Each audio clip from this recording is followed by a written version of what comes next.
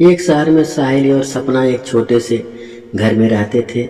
साहिल की माँ शांति भी उसके साथ रहती थी। शांति जी सुबह जल्दी उठकर तैयार हो जाती और घर में पूजा करती थी।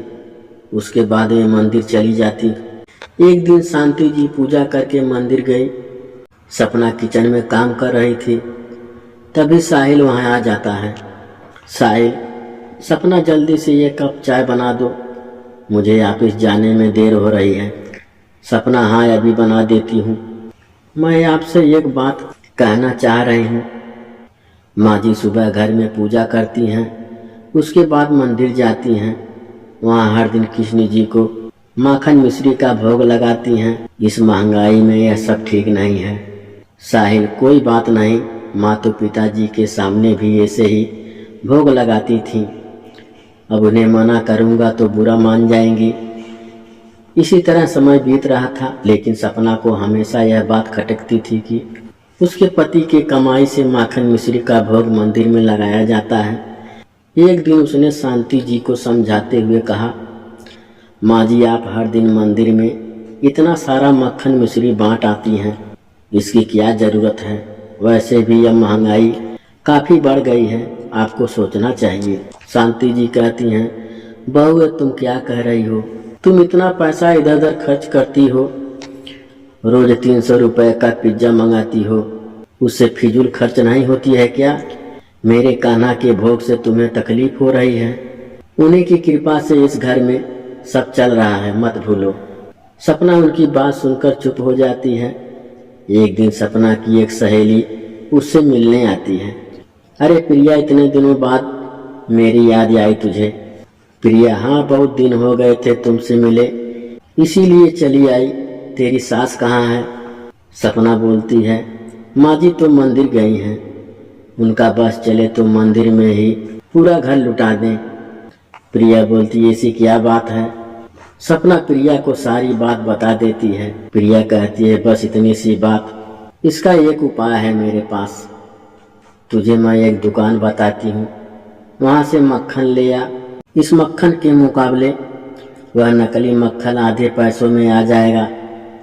एक तो तेरा खर्च आधा हो जाएगा और वह मक्खन मंदिर में किसी को पसंद नहीं आएगा। धीरे धीरे तेरी सास मक्खन का प्रसाद बांटना बंद कर देंगी। सपना अगले दिन मक्खन को नकली मक्खन से बदल देती है।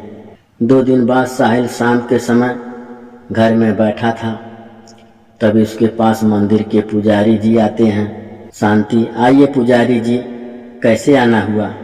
पुजारी जी, माँ जी आप यह मक्खन मिश्री का प्रसाद बांटना बंद कर दीजिए।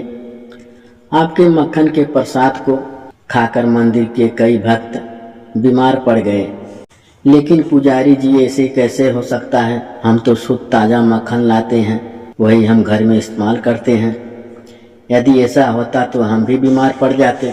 पुजारी जी कहते हैं, वह सब मुझे नहीं पता, बस आप कल से मक्खन का भोग नहीं लगाएंगे। शांति जी कहती हैं, पुजारी जी ऐसा मत कीजिए, मेरा वर्षों का नियम टूट जाएगा। पुजारी जी, अगर ऐसी बात है तो मैं दूसरी दुकान से मक्खन ला कर देता हूँ। मेरी माँ शुरू से मक्खन का भोग लगा रही है। पुजारी जी, भोग लगाना है तो घर में लगाइए, मंदिर में अब भोग नहीं लगेगा। उनके जाने के बाद शांति जी रोने लगती हैं। अगले दिन से वे मंदिर में केवल दर्शन करती और भोग घर में लगा लेती थी। एक दिन शांति जी मंदिर गई हुई थी, सपना भी घर पर नहीं थी। कुछ देर बाद सपना घर आई तो उसने देखा साहिल की तबीयत बहुत खराब है। सपना साहिल को अस्पताल ले गई और भर्ती करा दिया। डॉक्टर बोला, आपको पता है इन्होंने नकली मक्खन खाया है, जो जहर की तरह उनके पेट में पहुंच गया है। शांति जी, डॉक्टर साहब लगता है मक्खन में ही मिलावट होगी। मंदिर के पुजारी जी भी यही कह रहे थे। आप किसी तरह मेरे बेटे को बचा लीजिए। यह सब देखकर सपना रोने लगी। माँ जी, यह सब मेरी कंजूसी के कारण हुआ है। कुछ पैसे बचाने के चक्कर में मैंने मक्खन बदल दिया था। लगता है इन्होंने वही नकली मक्खन खा लिया। शांति जी कहती हैं, माफ़ी मांगनी है तो जाकर कान्हा जी से मांग, जिनके भोग में मिलावट कर तूने अपने पति की जान को खतरे में डाल दिया। सपना मंदिर पहुंच जाती है तो वहां कृष्ण जी के सामने रो रो कर माफी मांगने लगती है। उसकी बात सुनकर पुजारी जी कहते हैं, बेटी तूने अच्छा नहीं किया, मैंने बेकार तेरी सीधी सादी सास को भोग लगाने से मना कर दिया। पुजारी जी मुझे माफ कर दीजिए, मैं स्वयं कान्हा जी को भोग लगाऊंगी।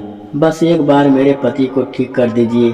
कुछ देर बाद प्रार्थना करके सपना अस्पताल पहुंच जाती है। वहां जाकर देखती है साहिल बिल्कुल ठीक हो जाता है। तीनों वहां से सीधे कृष्ण जी के मंदिर जाते हैं। सुबह मंदिर में मक्खन मिश्री का भोग लगाते हैं।